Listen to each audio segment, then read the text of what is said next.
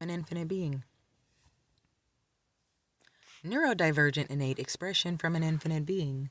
Shedding the taught conditionings has helped me see innately that I was never bad or good in any form of the words. I was a child or infinite being.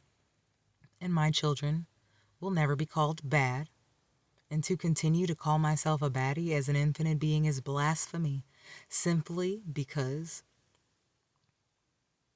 not such as to be hoped for or desired, unpleasant or unwelcome.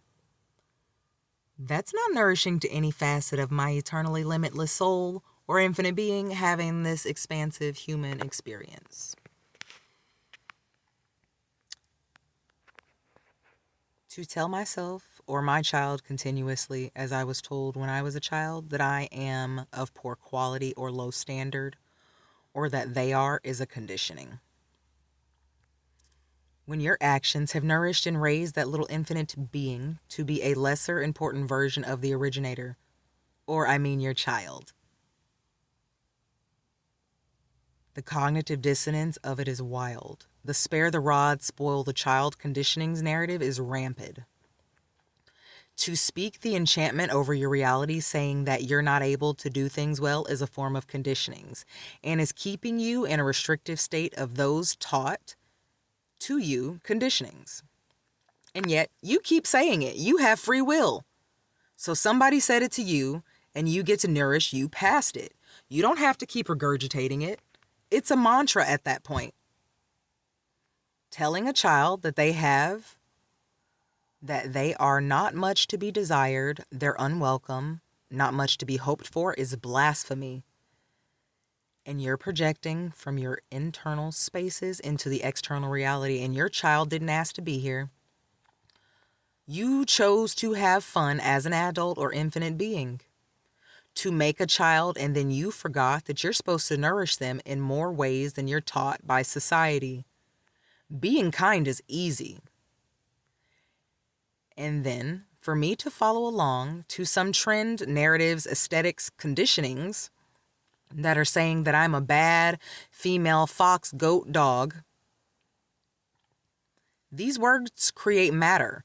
Just because it's trending, normalized, something that you were taught, something the masses of infinite beings say, doesn't mean that you need to follow along to it. Telling your child that they are bad or having a harmful effect on you, truthfully, I'm just reading the definition. If you wouldn't say this to your child, watch your Damiana mouth. I'm standing up for them. Fussing that you don't have time when you created a reality and blaming it on your child, conditionings, and then calling your child a hooved mammal, slang or not, instead of their name, it's called disrespect to you. So where's the reciprocity?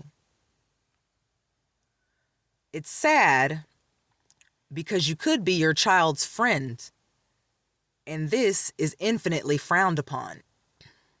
Yet, you would have to have a mutual bond of affection for them. And you don't.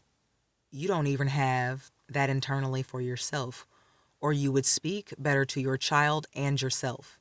And no, you could never be your child's friend because you're not even a friend to yourself. What you're doing when you're telling a child that they are bad or good is you're telling them that they have failed to conform to standards of moral virtue or acceptable conduct. They're a child. To whose standards and why? Because I was innately birthed into this space to be exactly who I am, not to conform. Just simply breathe. Would you speak that why would you speak that your child is diseased, painful, injured? Because you've chosen to not nourish them past